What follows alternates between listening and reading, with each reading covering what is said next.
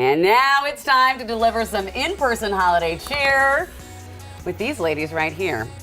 Please welcome King 5 traffic anchor, Shantae Sumter, evening's host, Kim Holcomb, and New Day producer, Rebecca Perry. Ladies, welcome. Thank you. And can I give you an amen for what you just said about the holiday cards? Because same. Same. It's so hard. I know. It's very frustrating. Yeah. When I was single and younger, Yeah. I would have sent out all the holiday cards. Like I had all the time for that. But now that I have a family and I'm supposed to show that family, I got no time for that. Right. Same. Apparently they say that most people start sending them when they're in their 30s.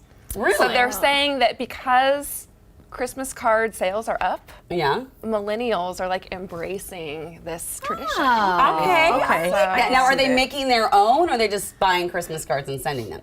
But I mean, who makes their own? Oh, you mean like the picture ones? Where's Yes, the construction paper and the circles? I think that's amazing if you do. Yes. Yes. Well done. Are they having pictures made? Like, are they Yeah. like, okay, Yeah. Snapfish or whatever it's called? Shutterfly. And then there were all the pandemic pets that had to get in there. Oh, So that's true. Now that you say all of that information, it makes sense to me why I do not do holiday cards, but I am a family of me. So, and I hate to say this, but I would appreciate your holiday cards, but if I don't get them, I wouldn't be upset Okay. because Yeah. I like my house to look staged. So I don't like pictures. I like abstract things. Okay. Oh, well, I'm very not. Oh, I can't wait to see your house. know. New segment. Yeah, Shantae's house. because Kim's house looks like currently the holidays just barfed all over. Mine does too. Yeah, it's just like, hello, nothing matches. And it's all red and green. Yeah. All right, I have to stop us from this topic now because there's another topic that we need to talk about. So a spoiler alert, anyone who hasn't watched the Sex and the City reboot. First episode includes the shocking death of a main character. Carrie's husband, Mr. Big, suffers a heart attack after using his Peloton bicycle. I didn't know this till she told me yesterday, and I was like, I said squirrel alert. It is, yeah. It's been spoiled. Yeah. it's been all over. Anyway, now Peloton, because that's how apparently he had this heart attack, is doing damage control. To new beginnings. You look great. Oh, I feel great. Should we take another ride? Life's too short not to. And just like that, the world was reminded that regular cycling stimulates and improves your heart, lungs, and circulation, reducing your risk of cardiovascular diseases. Cycling strengthens your heart muscles, lowers resting pulse, and reduces blood fat levels. He's alive. He's alive. Poor Peloton. I feel like they've had nothing but negative press over the holidays. Their stock dropped after after the first episode, after everyone consumed it, their stock dropped. So this is such a brilliant comeback. Well, and didn't they do the same thing? Remember when they had the husband gave the girl, his wife, the Peloton? Yes. And people were like, excuse me? Yeah. And then they were like, and they turned it into a funny thing? Yeah.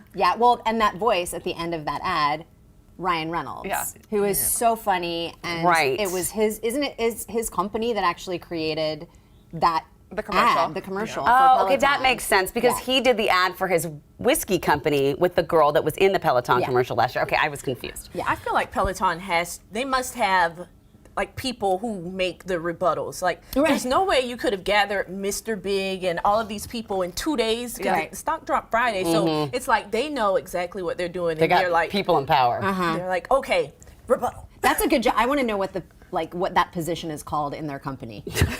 Chief Rebuttal Officer at Peloton. Chief clean it up. Right.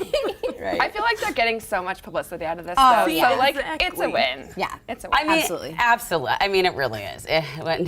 No press is bad press. Was Exactly. that the old adage? Supposedly. If you will. Yeah. Oh my goodness.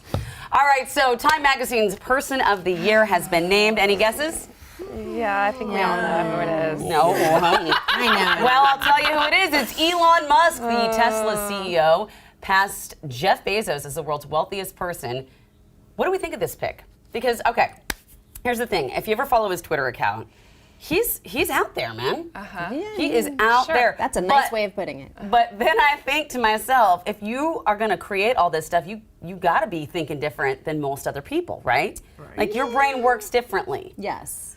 I just feel like if you don't have a Tesla, and you're concerned about what's happening on this planet right now, like maybe there could have been somebody else that was. So I don't know. Yes, there is nothing that he has done that impacts my life. Right. Other than annoy me on Twitter and say offensive things on Twitter.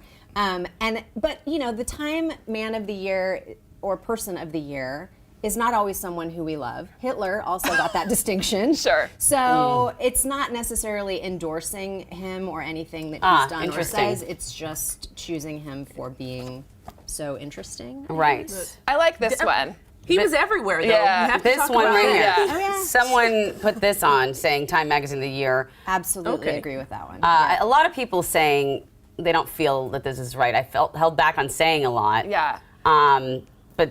In a year when the developers of the mRNA vaccines have saved millions and helped restore global economy, I mean, all I right. mean, fair. All right. Fair. You know what, Time Magazine? We're done with you. We're done. You failed. Until next year. Maybe. Yes, at this time. All right, Pantone now. Yes. They're out with its color of the year, and this is, I don't know, what do you think this is a failure? It's called, what is this called? Very Perry. Very Perry, and she likes it because her last name is Perry. So this is it's like a periwinkle. Yeah. I love it, but it's just because I like to wear that color when I can find it, Yeah. and it's a hard color. It to is a hard find. color to find. Also, can we talk about that I called it Pantone? Because I'm thinking of panettone, you know, the bread, the Christmas bread in Italian. It's Pantone. Pantone. I missed it. But I didn't even notice. I mean, well, thank you. So, what do you think of this color? I'm not a fan. Oh. But No. I don't.